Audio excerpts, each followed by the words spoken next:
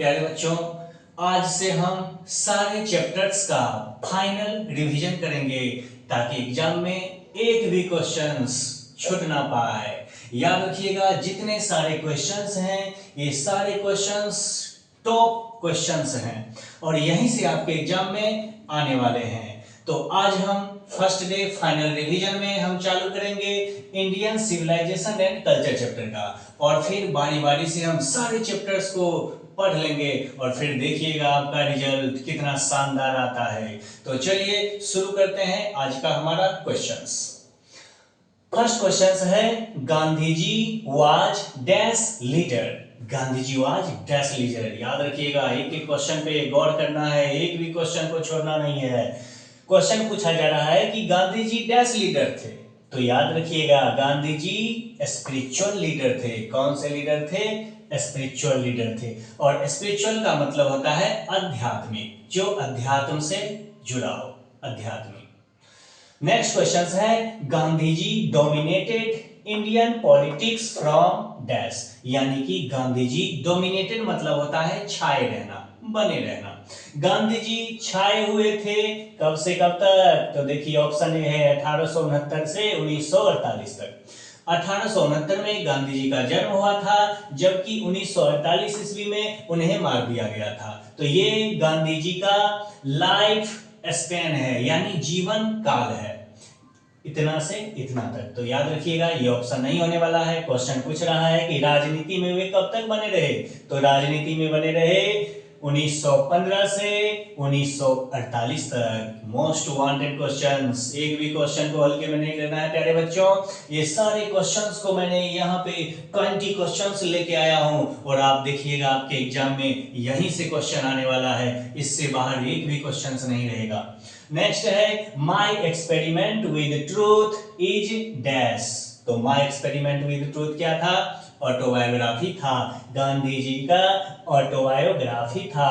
Autobiography का मतलब होता है आत्मकथा, उन्होंने लिखा था my experiment with truth. Next question है, Gandhi ji wrote numerous articles for dash. यानी गांधी जी ने बहुत सारे आर्टिकल्स लिखा था, डैश के लिए लिखा था, तो यंग इंडिया के लिए लिखा था। यंग इंडिया मैगजीन में उन्होंने बहुत सारे आर्टिकल्स को लिखा था। नेक्स्ट क्वेश्चन है, Indian civilization elevates the dash. यानी भारत की जो सभ्यता है वो एलिवेट, एलिवेट का मतलब होता है ऊपर करना, एलिवेट मतलब ऊपर करना, डैश को ऊपर करती है तो मॉरल विंग को ऊपर करती है, यानी नैतिकता का बढ़ावा देती है, नैतिकता की प्राथमिकता देती है। कौन सी सभ्यता? तो हमारी सभ्यता, भारतीय सभ्यता।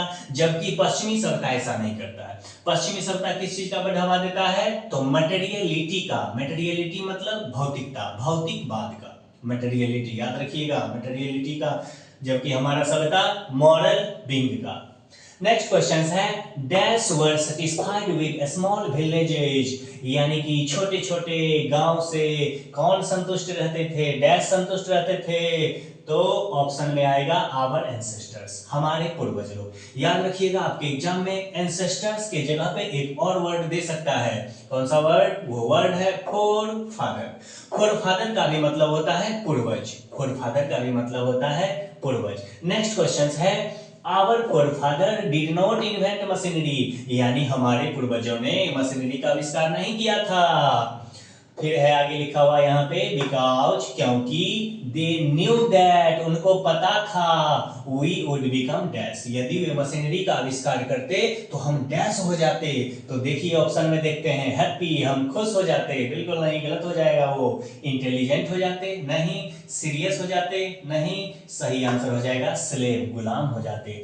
यानी हमारे पूर्वज लोग ये भविष्यवाणी कर चुके थे पहले ही कि यदि वे मशीनरी का आविष्कार करेंगे तो हमारे देशवासी गुलाम बन जाएंगे, उन्हें मशीनरी का लत लग जाएगा, इसलिए उन्होंने मशीनरी का आविष्कार नहीं किया था, जबकि वो मशीनरी का आविष्कार करना जानते थे। तो आप देख रहे हैं सारे मोस्ट वांटेड क्वेश्चंस है, ये सब क्वेश्चंस आपके एग्जाम में पूछेगा। इंडियन सिविलाइजेशन एंड कल्चर जो कि एक एस्से है, गांधी जी के द्वारा लिखा गया है, फर्स्ट चैप्टर है हमारा।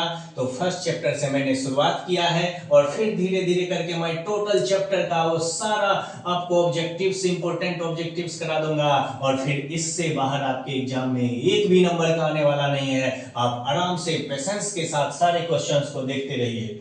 नेक्स्ट क्वेश्चन है, our ancestors enjoyed true dash rule, हमारे पूर्वजों ने एंजॉय किया था किस रूल का, तो होम रूल का। याद रखिएगा, ट्रू होम रूल।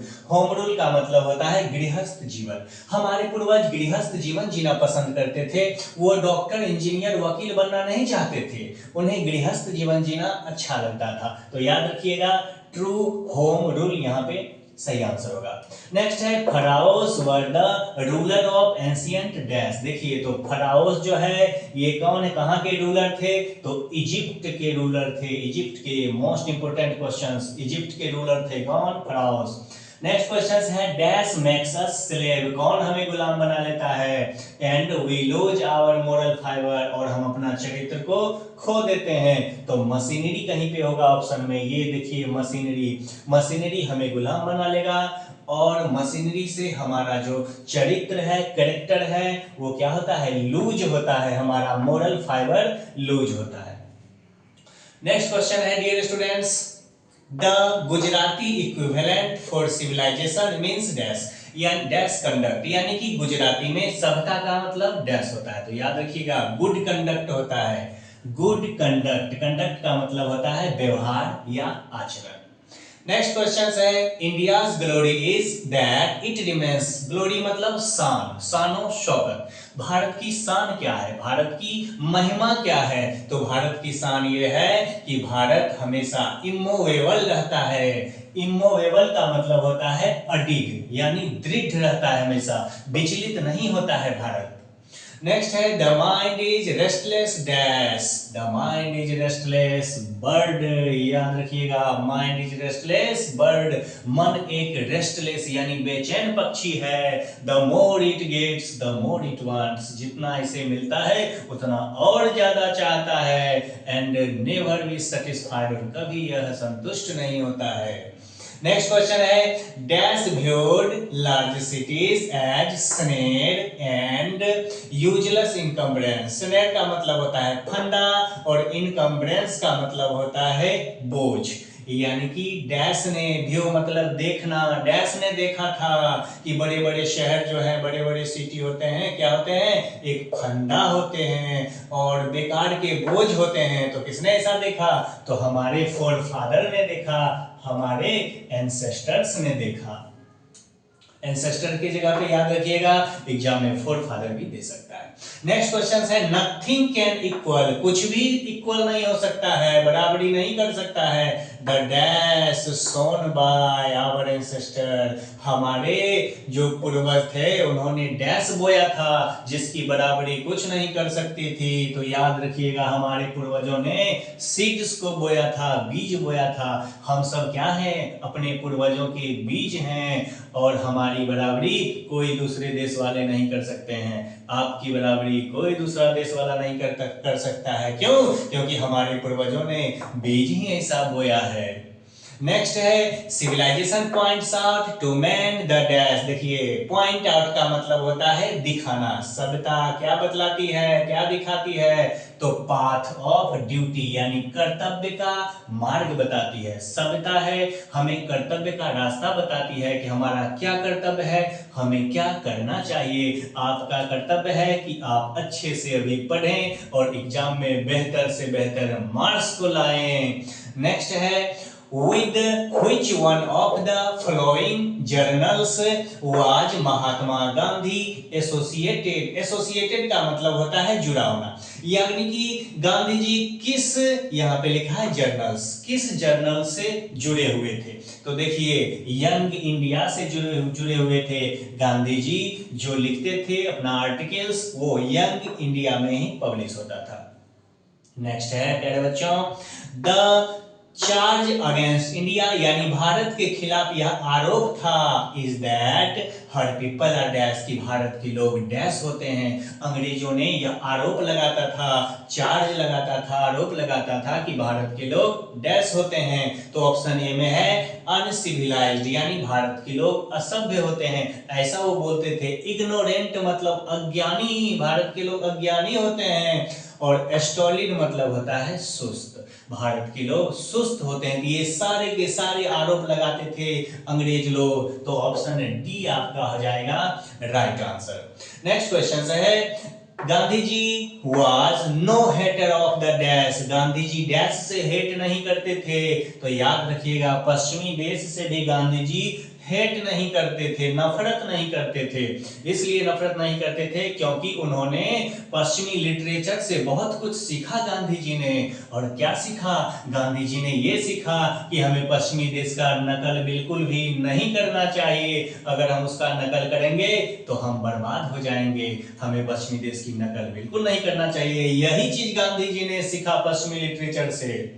नेक्स्ट है और लास्ट है the world famous Attic civilization is in dash. World famous Attic civilization यानी कि जो प्रसिद्ध सभ्यता थी, बहुत भारी सभ्यता थी, एटिक सिविलाइजेशन थी, वो सिविलाइजेशन डैश में थी। तो डियर स्टूडेंट्स 20 में थी, याद रखिएगा।